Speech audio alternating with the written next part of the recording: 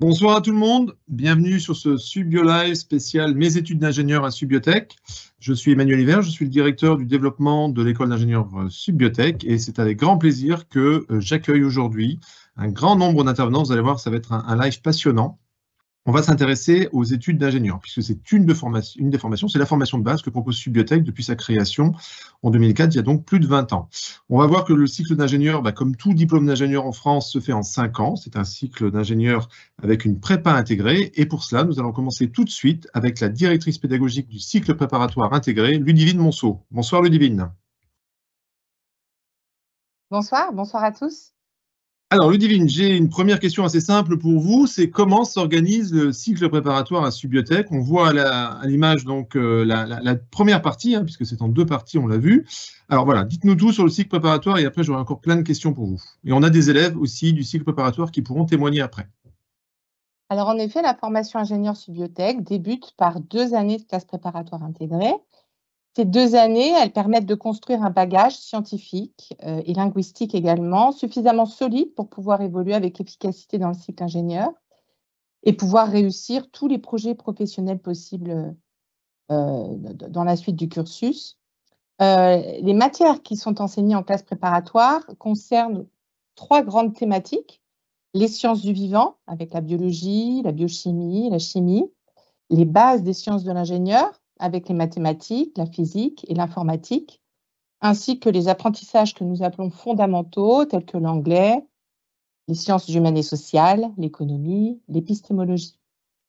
Ces enseignements représentent un volume horaire chaque semaine, généralement de 25 heures, qui sont répartis sur 4 jours, puisque la 5e journée, une demi-journée donc par semaine, est consacrée au contrôle continu. C'est le lundi pour les premières années, le vendredi pour les deuxièmes années. Ce qui peut intéresser les élèves aussi, c'est de savoir que nos cours commencent à 9 heures le matin, qu'ils se terminent à 18 heures. Et en général, il y a 1 heure qui est réservée à la pause repas. Voilà pour le fonctionnement classique de nos classes préparatoires intégrées à Subbiotech. Merci pour ces premières précisions. Donc, à l'écran, vous avez un exemple de planning et on va interroger une élève de première année, Axel, qui est actuellement en Biotech 1 à Lyon, puisque Subbiotech possède 2 campus, un à Paris et un à Lyon. Bonsoir Axel, tout va bien? Oui, très bien, merci. Alors Axel, première question, c'est déjà pourquoi est-ce que tu as choisi d'intégrer Subbiotech et raconte-nous un peu le processus de ta réflexion pour venir dans cette école d'ingénieur. Alors, donc moi j'étais dans un lycée généraliste avec les spécialités maths, physique en terminale et SVT en première. Et j'ai toujours apprécié la biologie. Et c'est vrai que la biologie, c'est très central à Subbiotech, mais c'est pas non plus central. C'est-à-dire que Subbiotech propose, on peut appliquer toutes nos connaissances dans plein de domaines différents. Donc comparé à d'autres écoles qui sont très axées, comme par exemple l'environnement ou l'agroalimentaire, Subbiotech propose vraiment un panel très large de domaines dans lesquels on pourrait étudier par la suite. J'ai aussi beaucoup été attirée par l'anglais parce que c'est quand même très central à Subbiotech, puisque donc il y a déjà le semestre à l'international et que dans le cycle ingénieur, tous les cours sont dispensés en anglais et ça m'a beaucoup plu. J'ai beaucoup aimé aussi la pédagogie par projet. C'est vrai qu'en première année, on a beaucoup de projets. Je trouve ça très pertinent de nous faire travailler en groupe dès le début, qu'on puisse plus tard gérer des projets. Et la vie étudiante est très riche. Là, sur le nouveau campus de Lyon, du coup, on regroupe plusieurs écoles. Donc la vie associative, elle va vraiment pouvoir évoluer et se développer. Et j'ai participé à beaucoup de portes ouvertes, les Biotech Days, pour vraiment connaître l'école et être sûre de mon choix. Et ça m'a convaincue très vite. D'accord, donc tu es à Subbiotech depuis cette année. C'est ça. Alors comment ça se passe? Comment ça s'est passé la passerelle entre le lycée et le cycle préparatoire intégré? Est-ce que ça a été compliqué? Comment tu t'es adapté en fait? Alors, ça a été un petit peu compliqué compliqué. C'est que c'est vrai qu'il y a quand même une grande marche entre le lycée et la prépa. Mais au début d'année, on a plusieurs semaines de remise à niveau pour vraiment repartir sur de bonnes bases, puisque tous les élèves n'ont pas forcément pris les mêmes spécialités au lycée. C'est toujours bien de repartir avec les mêmes bases. Et donc, si on s'y met directement et qu'on suit bien ces semaines-là, il y a pas de problème pour la suite. Ok, ben écoute, je reviendrai vers toi après. Ludivine, donc du coup, vous avez parlé je crois, d'évaluation. Comment ça se passe exactement? Comment on est noté à Subiotech? Comment est-ce qu'on réussit son année ou pas? Alors, la validation des années de classe préparatoire se fait par semestre. Et dans chaque semestre, on a un certain nombre d'unités d'enseignement qui regroupent certaines matières. On a un contrôle continu dans chaque matière tout au long du semestre, la fameuse demi-journée de contrôle continu dont je parlais tout à l'heure, sous la forme de devoirs sur table ou de questionnaires à choix multiples. Et puis, on a à la fin de chaque semestre, une semaine de partiel qui vient clore le semestre. Donc, l'objectif, c'est de valider les 5 unités d'enseignement en obtenant 10 de moyenne minimum sur chacune de ces unités d'enseignement qui inclut donc, comme je viens de le dire, un contrôle continu et un partiel de fin de semestre. Merci. Axel, je reviens vers toi. Est-ce que quand tu es rentré à Subiotech, tu avais déjà un projet professionnel bien établi ou est-ce que tu t'es dit, voilà, j'aime la bio, je viens à Subiotech et puis je verrai bien une fois que j'y suis? Alors non, j'avais vraiment pas de projet établi. Comme vous avez dit, j'aimais bien la bio et puisque Subiotech propose vraiment un très large choix en fait de domaines par la suite, je me suis dit je verrais bien au fil de mes études ce qui me plaît le plus. Et là, ta réflexion a commencé à évoluer. Tu as déjà une idée ou ça reste encore Là, en cette année, construction? j'ai découvert l'informatique, parce que c'est une matière que j'avais pas au lycée. Et c'est vrai que cette matière m'a beaucoup plu. Et puisque Subiotech propose des majeurs et des mineurs en lien avec la bioinformatique, pour l'instant, c'est plutôt vers ça que je m'orienterai. L'informatique dans une école de biotechnologie. Là, je vais devoir revenir vers Ludivine Monceau. Pourquoi est-ce qu'on a des matières comme l'informatique en biotechnologie? Alors, comme je disais tout à l'heure, l'idée de la classe préparatoire, c'est vraiment d'ouvrir un maximum de possibilités derrière sur la suite du cursus et sur les projets professionnels. Et le fait d'inculquer l'informatique aux élèves leur permet justement d'accéder à des postes en bioinformatique, c'est-à-dire de traiter des données biologiques ou même d'aller faire de la simulation, de faire du traitement de big data. Ça, c'est important qu'ils aient cette compétence pour pouvoir, encore une fois, élargir au maximum leurs possibilités professionnelles derrière. Ok, donc on a terminé sur la première année. Tout logiquement, on passe en deuxième année si on a donc validé tous ces partiels. Et on arrive en deuxième année. Et là, on a Esteban qui est actuellement en deuxième année. Esteban, la particularité, c'est que tu es en deuxième année cycle anglophone. Alors, explique-nous un peu ce que c'est, le cycle anglophone. Bonjour, oui c'est ça, donc je suis Esteban et je suis en cycle anglophone. Le cycle anglophone, ce qui va différer du cycle du coup francophone, ça va être essentiellement donc les cours qui vont être dispensés tous en anglais. Il y a vraiment aucune exception parce que en fait ça va être une classe qui va regrouper aussi des élèves étrangers de l'international, donc qui ne parlent pas forcément la langue française. Donc ça va pouvoir vraiment aider à progresser en anglais et vraiment à être immergé un peu plus dans le monde de la science, puisque en science, c'est vraiment la langue la plus utilisée, que ce soit dans les rapports ou même dans les publications scientifiques. Donc c'est vraiment ça ce qui va différer de la section francophone. Alors, même question qu'à Axel. Pourquoi est-ce que tu as choisi d'intégrer Subiotech, Esteban? Alors moi, il faut savoir que donc du coup, quand j'étais au bac général, en terminale, j'avais les spécialités physique et SVT avec l'option mathématiques complémentaires.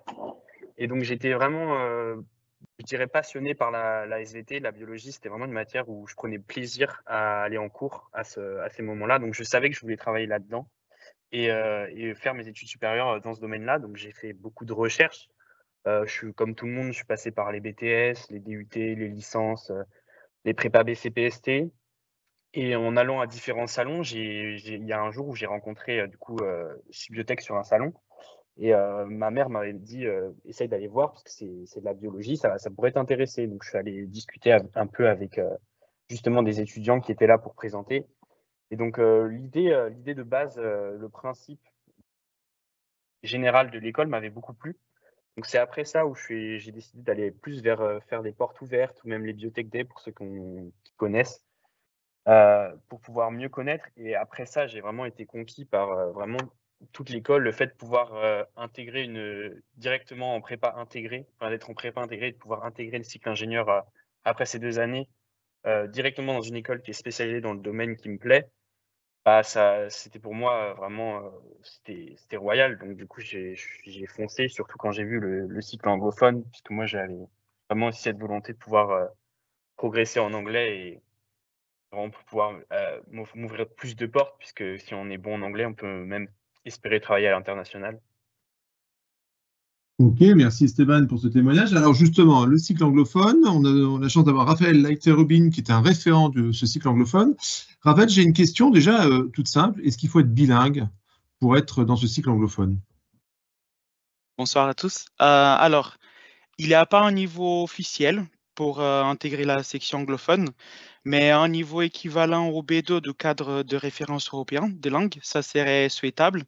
Il faut savoir, comme Esteban a dit, que tous les étudiants vont avoir des cours en anglais pendant toute la journée. Donc, Ludivine Monceau, elle a expliqué de 9h à 18h, 4 jours de la semaine, avoir tous les cours en anglais. Si on n'a pas une bonne compréhension, ça peut être un peu compliqué de suivre les cours.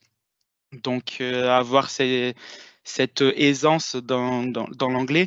L'idée de la section anglophone, c'est de permettre aux étudiants d'améliorer leur niveau. Ils vont être en contact avec les étudiants étrangers aussi. Donc, même s'ils n'ont pas une bonne expression à l'oral ou même à l'écrit, ça sera travaillé pendant leur cursus à l'école. Donc, l'essentiel, c'est d'avoir une bonne compréhension. L'équivalent d'un niveau B2, ça serait souhaitable.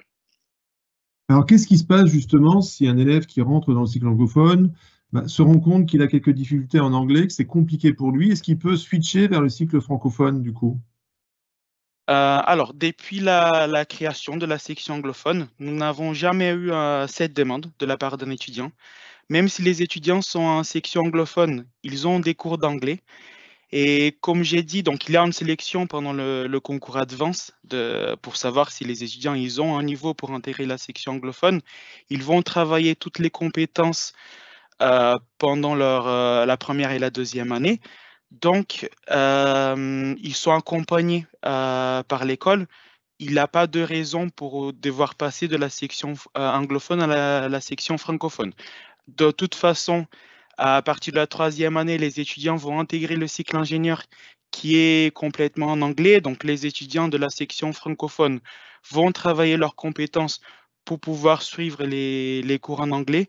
Et voilà, les étudiants anglophones, comme ils ont déjà un meilleur niveau au départ, ils vont travailler d'autres compétences tout en étant en contact avec les enseignants et les cours en anglais.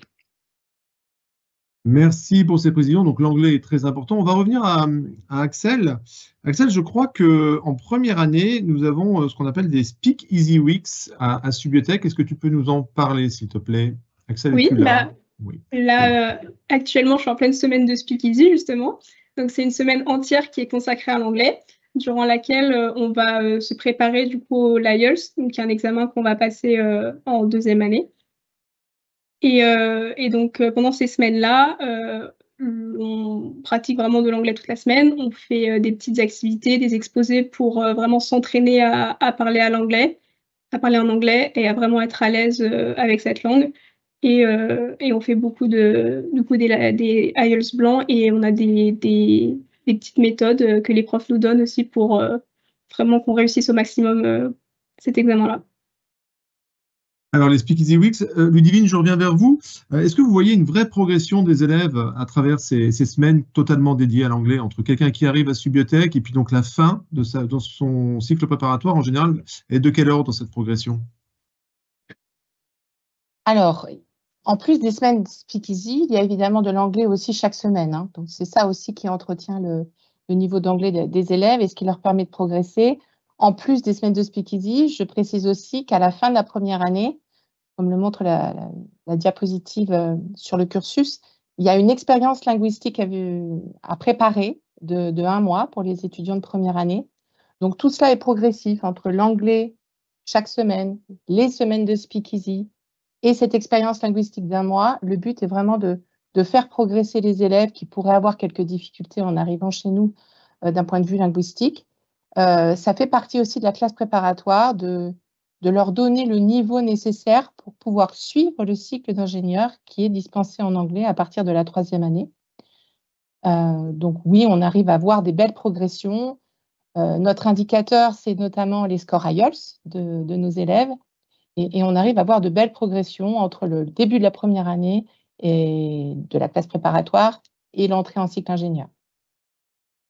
Donc, pour un futur élève de Subiotech qui n'aurait pas forcément de grandes compétences en anglais, donc il n'y a pas de panique, toutes les conditions vont être réunies pour qu'il puisse progresser. C'est ce qu'il faut retenir finalement de ces différentes interventions. Je reviens vers toi, Esteban. Donc, tu es en 2e année, en Biotech 2. Tu es rentré en Biotech 1 à Subiotech. Donc, tu as fait l'intégralité de la Biotech 1. Est-ce que tu vois de grosses différences entre la 2e année de prépa et la 1re année de prépa? Alors, bon, je pense que la principale différence entre ces 2 années, ça va être surtout le contenu des cours. Parce qu'on va vraiment avoir des cours qui vont partir, des nouveaux qui vont arriver. Par exemple, en 1re année, on a chimie inorganique. Enfin non, c'est chimie générale, et en 2e année, on va avoir chimie inorganique et chimie organique.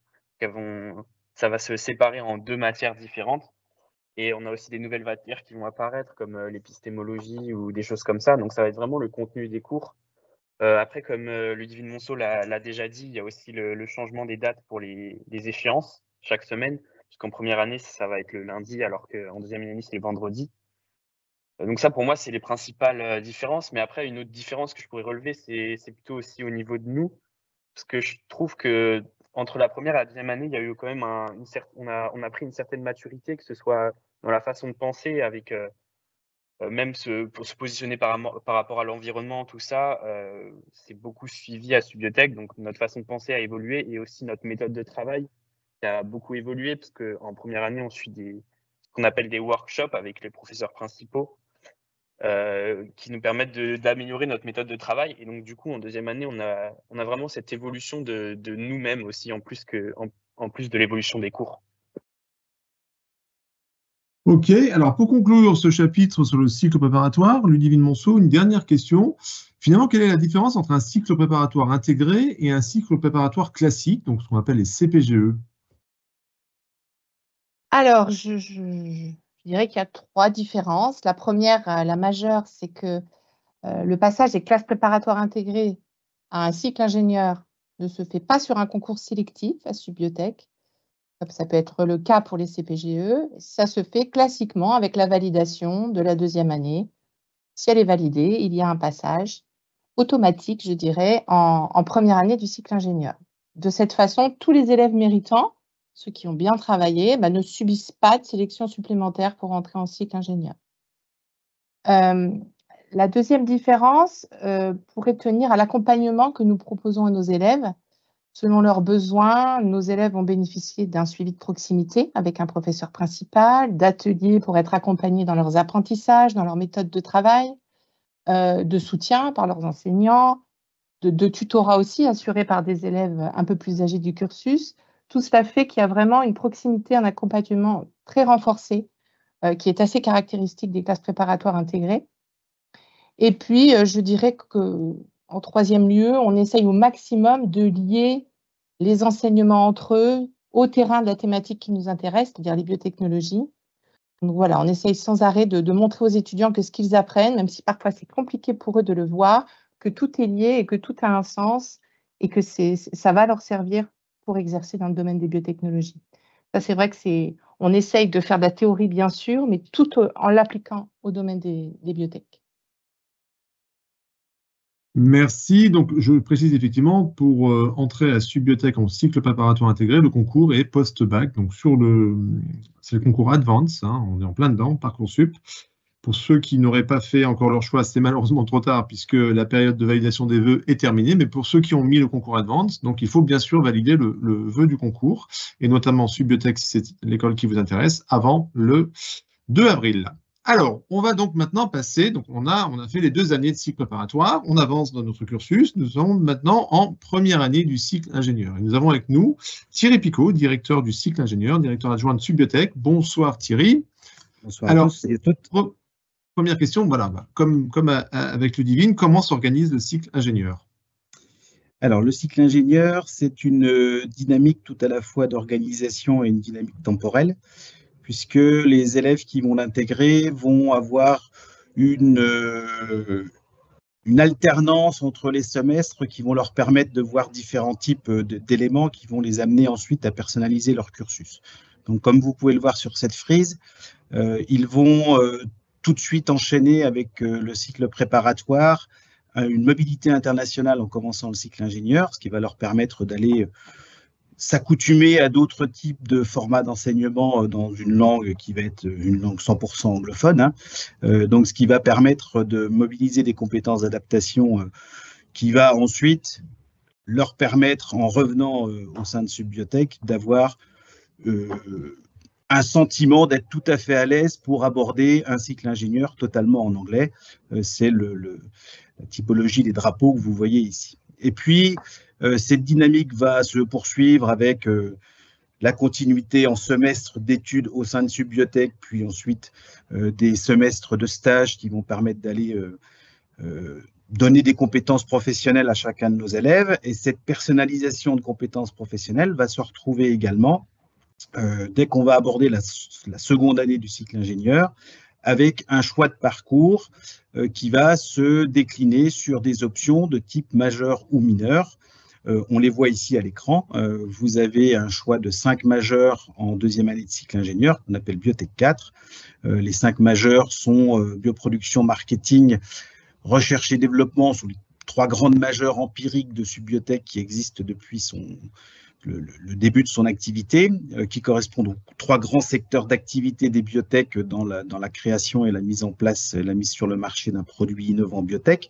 Et puis les 2 dernières options que nous avons ouvertes avec nos partenaires de l'ESME, qui est notre école d'ingénieurs du groupe, qui sont les 2 majeurs numérique et biotechnologie et robotique biomédicale. Et là, on partage des compétences entre des élèves qui proviennent de l'école d'ingénieurs ESME et nos élèves de Subbiotech. Et puis, deuxième type d'options sont les mineurs, qui sont principalement les secteurs d'activité dans lesquels les élèves vont pouvoir se retrouver à la sortie de l'école. Vous voyez la liste des secteurs. Hein. Vous retrouvez l'agroalimentaire, vous retrouvez l'entrepreneuriat, bien entendu la bioinformatique dont on parlait tout à l'heure et l'importance de cet enseignement en commençant dès le cycle préparatoire. Et vous poursuivez votre personnalisation de cursus en Biotech 5 avec toutes les majeures que vous pouvez retrouver en Biotech 4 et puis d'autres qu'on va aller qu'on va proposer aux élèves pour continuer à pouvoir peaufiner le projet professionnel de chacun d'entre eux. Alors cette dynamique va s'allier avec une dynamique de projet, puisque l'idée d'un cycle ingénieur, c'est de pouvoir amener l'élève à avoir une organisation où il va pouvoir gérer tout un tas de types de problématiques. Alors, soit des problématiques qu'on va demander d'expliciter par lui-même, c'est le principe des SBIP, les Subbiotech Innovation Project, qu'ils vont commencer dès le cycle préparatoire. Et dans cette dynamique-là, l'idée des SBIP, c'est de pouvoir faire en sorte que l'élève soit capable d'énoncer une idée la plus innovante possible et de la travailler tout au long de son parcours jusqu'à la fin de la 5e année pour essayer, espérer et mettre en place une preuve de concept venant de cet énoncé d'idée. Et puis, deuxième type de projet qu'on va faire travailler, projets principaux des élèves, sont les projets qui sont accrochés aux grandes majeures choisies par les élèves. Et ces projets, c'est ce qu'on appelle les projets fil rouge, ce sont des projets type métier. Comme vous l'avez compris, les majeurs sont un développement de compétences type métier. Les projets fil rouge sont directement le travail pour le développement de ces compétences. Et là, à l'inverse, des SBIP où c'est une idée qui provient de l'étudiant, cette fois-ci, le projet fil rouge, c'est une idée qui est proposée par les responsables de majeurs. On connaît à peu près les résultats qu'on doit avoir sur ce type de projet-là. On va attendre des élèves qui vont suivre ces projets fil rouge de pouvoir soit arriver au même résultat qu'attend l'encadrant, soit même dépasser le résultat. L'objectif de faire un ingénieur en biotechnologie, c'est de dépasser le maître. Et donc, on va suivre un processus d'avancée, d'objectifs, pour permettre de dépasser ces idées-là. Eh bien, écoutez, merci pour cette présentation très complète. Merci. On a la chance d'avoir une étudiante également, Léonie, qui est en 3e année, donc Biotech 3. Léonie, es-tu là? Oui, Alors, Léonie, donc, même question qu'à tes camarades.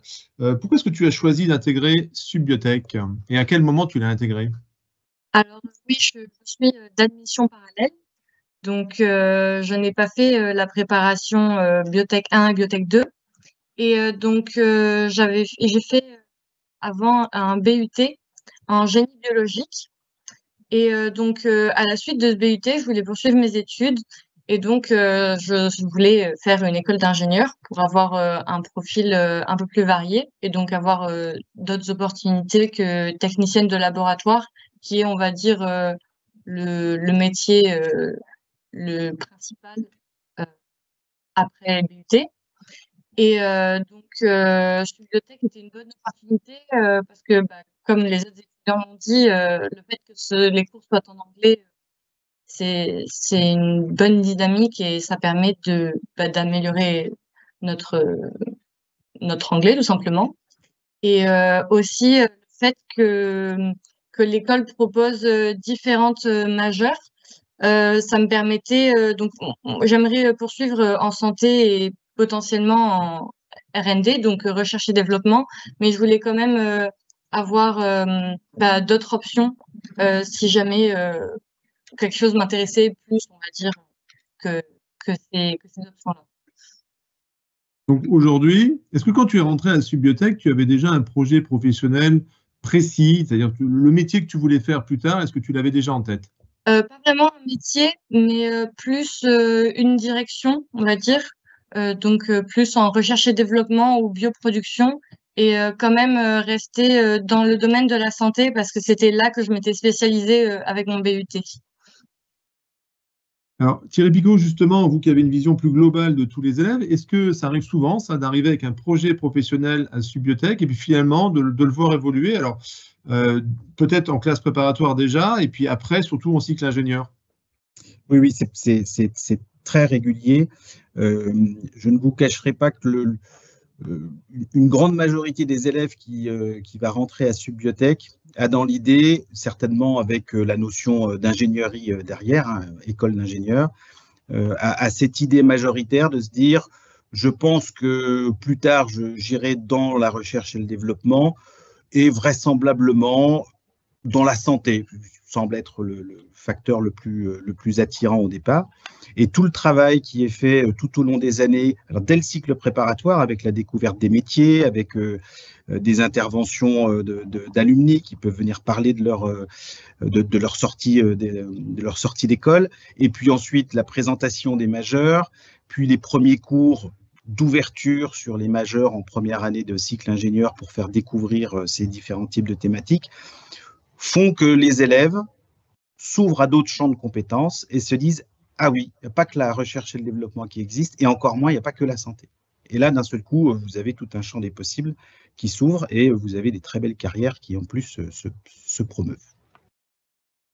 Alors, Léonie, justement, on a parlé de projet SBIP, projet fil rouge. Donc, tu as dû débuter ton projet SBIP, j'imagine. Oui. Est-ce que c'est secret ou est-ce que tu peux nous en dire quelques mots?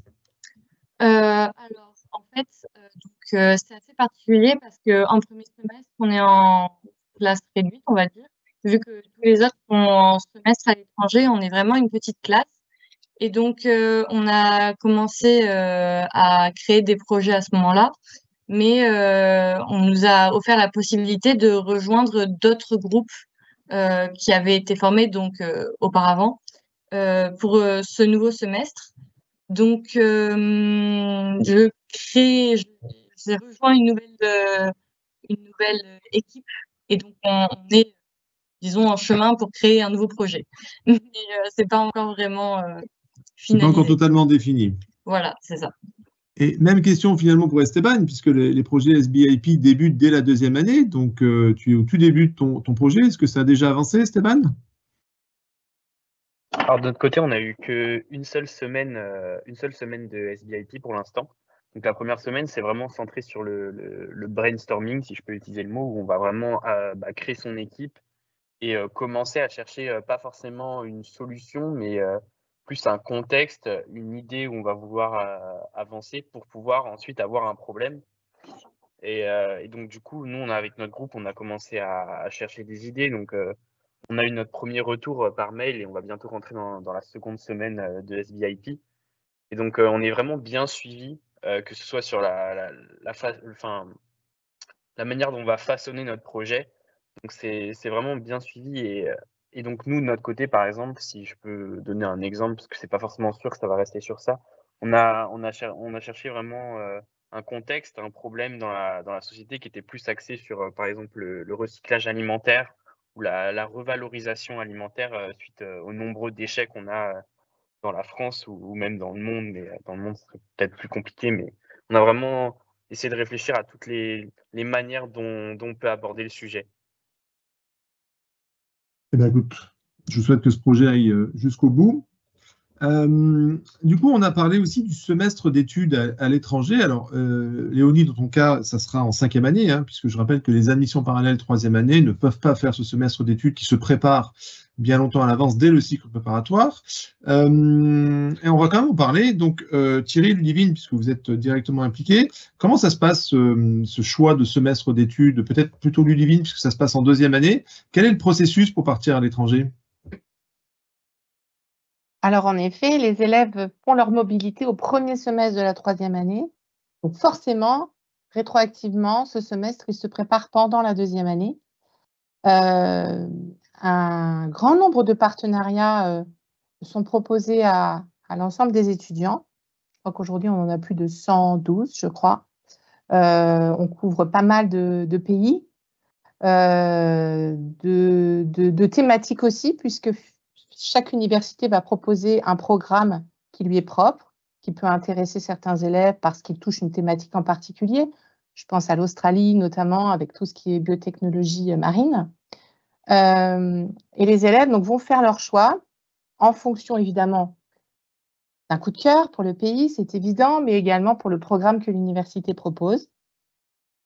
Et nous, notre rôle, en fonction du contenu des partenariats, c'est-à-dire du nombre de places qui est allouable et alloué à chaque université, en fonction du niveau d'anglais aussi exigé, en fonction du niveau académique aussi qui est attendu par l'université, on va faire un jury et affecter chaque étudiant à une des universités qui l'aura mise dans ses vœux en priorité. On les voit s'afficher, effectivement, le choix est important. On peut aller très loin, mais on peut aussi rester en Europe, hein, puisqu'il y a un programme Erasmus, on peut aller en Belgique, comme on peut aller en Australie, comme on peut aller au Brésil. Alors, il y a des destinations qui sont affichées qu'on a arrêtées pour l'instant, momentanément, vu le contexte géopolitique. Je vois notamment la Russie, j'imagine qu'on n'envoie plus personne en Russie ni en Israël. Pour l'instant, on s'adapte aussi au contexte qui est assez compliqué. Absolument. La géopolitique est prise très au sérieux dans les affectations finales de nos élèves, bien sûr. Et puis, ils sont bien sûr accompagnés, ce n'est pas parce qu'on les envoie sur place qu'on les oublie, et au contraire, il y a le service Relations internationales qui s'en occupe directement. Alors, on a essayé de balayer un peu toutes les possibilités offertes à Subbiotech. N'hésitez pas à poser vos questions dans le chat, on va y répondre avec grand plaisir. Il y a une première question qui vient d'arriver, on y répondra juste après. On va avancer toujours dans le cursus, donc on est à la fin, on a passé toutes les étapes, on a validé tous les partiels, nous sommes en 5e année, et il faut donc maintenant avoir le diplôme. Alors Thierry, je reviens vers vous. Déjà, quel diplôme on a et qu'est-ce qu'on fait après Subbiotech? Qu'est-ce qu'on peut faire après Subbiotech? Que font nos élèves? Alors, ils font beaucoup de choses, nos élèves. Alors, ils obtiennent le diplôme d'ingénieur, qui est diplôme labellisé par la commission des titres d'ingénieur. Donc, c'est un diplôme qui est une belle passerelle d'entrée pour le monde professionnel. Et je dirais qu'il rentre surtout avec des compétences qui leur permettent de s'adapter sur un monde professionnel qui est très, très large. Et maintenant, on a quand même un passeport qui, avec le travail qui a été fait par pas mal d'anciens, leur permet d'aller toucher beaucoup de secteurs d'activité. Alors évidemment, ce sont tous les métiers de l'ingénierie qui vont être touchés. On parlait des 3 grandes majeures tout à l'heure, recherche et développement, bioproduction, marketing. On va trouver les métiers qui vont correspondre à ces métiers d'ingénierie, ingénieur en recherche et développement, ingénieur bioproduction, ingénieur qualité, chef de produit, Voilà, vous avez ces 3 grandes gammes de produits. Alors, ce qui est assez performant en termes de sortie d'études, c'est que vous avez vu sur la frise tout à l'heure qu'on termine les études de Subbiotech par un stage de 6 mois en entreprise. L'objectif est clair, c'est de s'insérer tout de suite sur un poste qui va être pérenne, et le pari est gagné, puisque un peu plus de 50% de la promo va tout de suite trouver un contrat dans le lieu de stage dans lequel il avait été intégré au cours de son stage de fin d'études. Donc ça, c'est déjà un premier pari quand vous avez suivi le parcours de Subbiotech et compris les prérogatives qu'on peut vous donner. Et puis ensuite, il reste 50% des personnes qui vont changer d'entreprise et ou changer de cursus. Alors, à l'intérieur de ces 50%, vous avez un certain nombre d'entre eux, c'est à peu près 15-20%, qui vont faire une poursuite d'études parce que leur projet professionnel nécessite de faire une complémentarité de parcours. Et dans la grande majorité des cas, cet élément complémentaire va être sous la forme d'un doctorat, 3 ans d'études supplémentaires pour aboutir à un diplôme de docteur. Voilà, donc c'est très gratifiant sur le marché du travail, bien entendu. C'est pas ouvert à tout le monde. Il faut vraiment inscrire le doctorat dans un projet professionnel bien précis pour généralement aller intégrer des emplois qui vont plutôt être directement reliés à la recherche. Voilà. Et puis ensuite, vous avez des gens qui vont arriver sur le marché de l'emploi et rechercher une entreprise qui va être en dehors de leur scope de stage. Et là, on a à peu près 30% de la promo qui va prendre entre 3 et 6 mois pour permettre de trouver un emploi à la sortie des études. On arrive à quasiment 100% d'embauche au bout de 6 mois, ce qui est une performance non négligeable sur le marché de l'ingénierie. Et le salaire moyen d'entrée sur le marché professionnel est de l'ordre de 36-37 000 euros. Voilà, c'est une belle performance sur le marché biotech. Avec une progression assez rapide, finalement, oui, puisque tout à fait. Nous avons aujourd'hui à peu près 1700 alumni. Et aujourd'hui, moi, ce que je vous conseille toujours de faire, si vous voulez voir ce qu'on peut justement envisager comme carrière après Subbiotech, c'est d'aller tout simplement sur LinkedIn. Vous tapez Subbiotech, tous nos anciens, a priori, y sont. Et vous allez voir, il y a certains, ils y sont depuis longtemps, puisqu'ils ont pratiquement 15 ans, 20 ans de carrière maintenant. Il y a des jeunes diplômés. Et vous allez voir que toutes les carrières sont intéressantes, parce que quand on sort d'une école d'ingénieur comme Subbiotech, on peut travailler dans les biotechnologies. Et puis surtout, on est ingénieur. Donc, on peut aussi faire d'autres choses après avec les opportunités que nous offre la vie professionnelle. Ben écoutez, je pense qu'on a, j'espère, donné un maximum d'informations sur les études d'ingénieur à Subbiotech. Alors, on va quand même s'intéresser à une autre partie qui est la partie extrascolaire. Parce qu'on a parlé beaucoup d'études, on a parlé de travail, on est là pour travailler, mais l'avantage d'une école d'ingénieur, c'est aussi faire des rencontres, faire des connaissances, s'impliquer dans la vie associative. Donc, des associations, il y en a plusieurs à Subbiotech. C'est important pour nous, ça permet aussi de mélanger les promotions. Alors, rapide tour d'horizon de nos élèves, Axel, Esteban et Léonie. Est-ce que vous êtes impliqués dans les associations? On va commencer par Axel. Oui, alors personnellement, je fais partie de l'association Cosmétech. Donc, c'est une association qui est vraiment axée sur la cosmétique.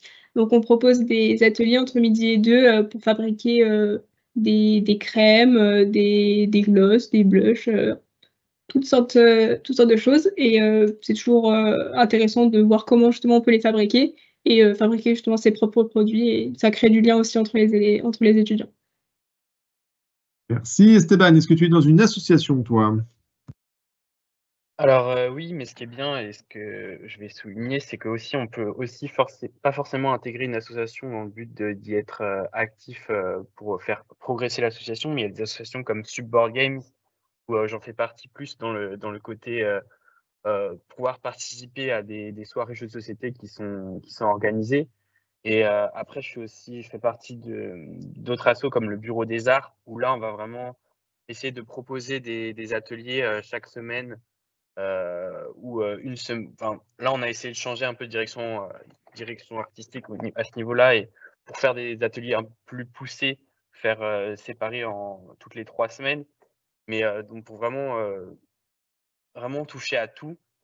Et aussi récemment, une nouvelle association qui a émergé il y a peu, c'est Supregat, et j'en fais partie. Et donc, c'est une association qui va vraiment se tourner autour de missions scientifiques autour de la biologie marine mais aussi d'aller faire un peu de la voile ou du bateau, tout ce qui est lié vraiment à la biologie marine et des choses comme ça. Qui est très présente, bien sûr, dans la région parisienne, la biologie marine, comme tout le monde le sait. Donc, vous allez aller chercher la mer, j'imagine. C'est ça, c'est ça.